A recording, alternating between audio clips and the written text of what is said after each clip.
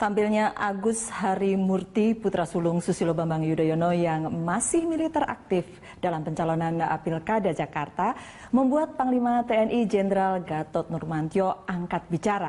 Mari kita simak pernyataan Panglima TNI.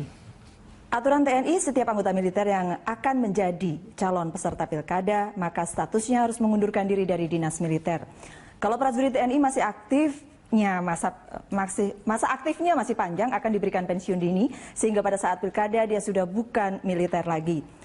Iya, sudah pasti harus mundur, itu yang jelas. Dan tadi pagi sempat ribut bagaimana cara mundurnya Agus Harimurti, supaya saya tidak keliru. Nggak, kalau menurut aturannya mestinya pada pukul 13.00 hari ini, katanya itu yang kita dapat ya, Agus Harimurti sudah boleh mengajukan pensiun dini, jadi memenuhi seluruh syaratnya. Jadi tidak masalah. Jadi tidak ada masalah.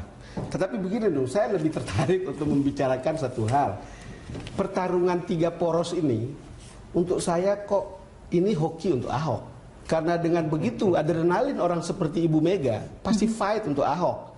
Dia masih menyimpan masalah dengan Pak SBY pada tahun 2004, bukan? Dan sampai sekarang belum saling sapa. Jadi dan dia akan mengerahkan semuanya. Segala kemungkinan, ngundang Risma, ngundang Ridwan Kamil, ngundang Abdullah Anas, ngundang Gubernur Jawa Tengah, Ganjar Pranowo. Kampanye di sini, coba bayangkan. Saya rasa dia akan ngambil semua itu untuk memperlihatkan bahwa dia lebih. Karena tahun 2004 dia kalah, dan sekarang saatnya untuk memperlihatkan dia akan memenangkan itu yang benar, dan mungkin saya terjadi. Pertarungannya sudah naik. Betul. Pak Samsudin. Jadi memang kelihatannya ini persaingan yang belum selesai, masih berlanjut, dan kelanjutannya itu ditunjukkan dalam Pilkada Jakarta 2017. Nah, saya melihat bahwa walaupun ini peluang bagi Pak Ahok dengan adanya 3 pasang ini, tapi tidak begitu mudah bagi beliau untuk menang satu putaran. Sebab sebagaimana kita tahu pula, untuk DKI Jakarta untuk menang itu kan minimal 50% plus 1. Secara kuantitatif begini, ada situasi yang berbeda. Tadinya saya melihat apabila pertarungan terjadi antara 3 pasang, tetapi yang maju adalah Sandiaga Uno dengan Yusril, seperti nama-nama itu muncul pada minggu-minggu lalu, itu akan menguntungkan Ahok. Karena mereka hanya bisa kemudian memangsa pasar sentimen asal bukan Ahok. Tetapi ketika kemudian dalam perkembangan yang masuk adalah nama Anies dengan Sandi dan kemudian Agus dengan Silviana, ini adalah 2 pasang yang menurut saya bisa merugikan Ahok, karena mereka bukan berkutat saja pada pangsa pasar asal bukan Ahok, tetapi juga bisa bersinggungan dengan pangsa pasar Ahok. Contoh, Anies, Ahok dengan Agus, ini ketiga-tiganya memiliki modal personal branding itu yang bisa kompatibel ketika dihadapkan pada pemilihan anak muda. Ada yang bilang satu ganteng, ada yang bilang satu integritas bersih, ada yang bilang satu lagi memotivasi ketika berbicara.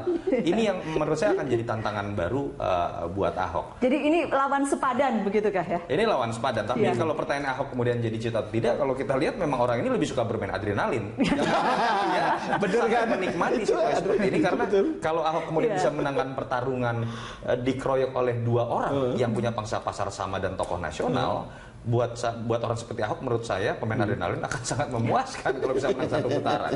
Iya, komentar dia tentang calon-calonnya memang begini. Kalau sudah jadi calon ya semuanya sepadan, semuanya seimbang.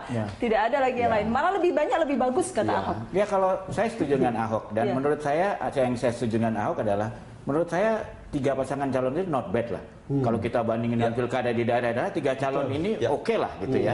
Kalau Mas Toto tadi bilang tidak ada lagi sentimen sektarian.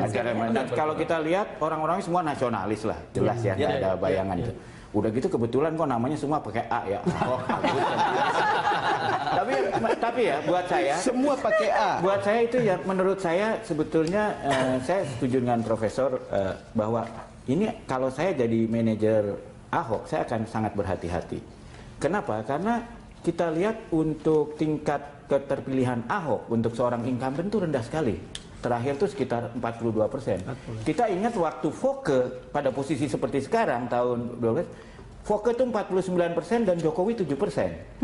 Memang di mana-mana di pilkada di daerah, kita lihat biasanya calon incumbent itu trennya turun. Sementara yang melawan itu naik.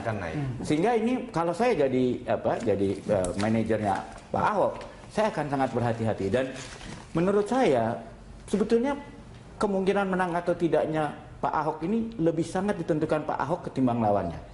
Kalau bahasa Inggrisnya tuh this election is Ahok to lose. Jadi kalau Ahok bisa mengontrol dirinya ya dan juga pendukung fanatiknya agar tidak terlalu agresif, agar bermain cantik, Ahok bisa menang bahkan di satu putaran. Oke. Tapi bisa nggak Pak Ahok mengendalikan dirinya dan juga menahan ancaman Pak Ahok itu adalah justru pendukung fanatik agresifnya, bukan dari pihak lawan. Bukan itu yang diminta oleh PDI Perjuangan, Bang Don?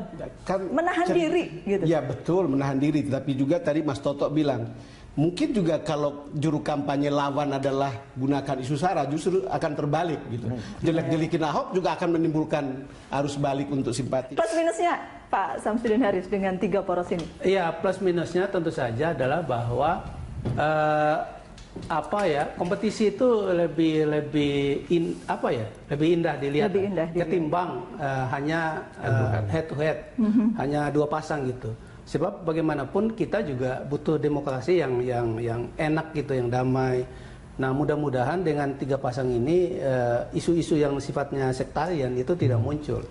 Nah, yang paling penting bagi Ahok kalau mau menang ya memang menjaga jangan bikin salah sendiri gitu supaya ya. beliau tidak banyak ngomong yang kontroversial. Kalau olahraga itu unenforced error, jadi bukan musuhnya gitu loh. Bukan, maksud saya begini, kan masih ada satu faktor yang mungkin mempengaruhi survei. Mungkin Mas Junarto bisa jawab nih. Kan sebelum ini kan PDIP belum menyatakan dukungan kan. Saya tidak yakin bahwa setelah PDIP menyatakan dukungan itu turun.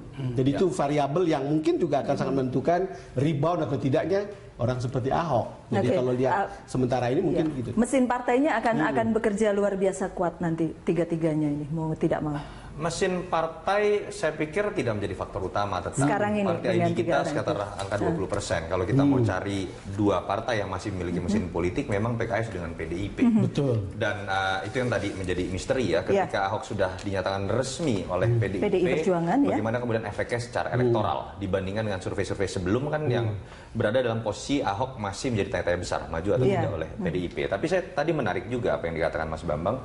Ketika membaca survei Ahok, yang menarik bukan elektabilitas, tetapi perbandingan antara tingkat kepuasan publik paling rendah 65%, paling tinggi 82% dari semua lembaga survei. Itu sangat tinggi sebetulnya untuk seorang incumbent. Kepuasan publik. Jauh dibandingkan Ahok hanya 45-49% pada saat 6 bulan sebelum pilkada dilakukan. Artinya modal sosial Ahok jauh dibandingkan Foke. Tetapi yang menarik adalah kenapa tingkat elektabilitas Ahok hanya berkisar di antara 45-55%. Jawabannya apa? Artinya ada gap yang menunjukkan tidak semua pemilih yang puas dengan kerja Ahok akan memilih Ahok. Spekulasinya kan ada 2. Pertama, saya pikir kita harus akui mungkin ada faktor primordial, tinggal pertanyaan seberapa besar. Faktor kedua mungkin juga bisa yang disebutkan Mas Bambang, Ahok sedang bertarung dengan dirinya sendiri. Para pendukung Ahok sedang bertarung dengan dirinya sendiri. Bisa sering buat enforced error. Unforced error. Jangan bikin unforced error. Kami akan kembali untuk Anda sesaat lagi.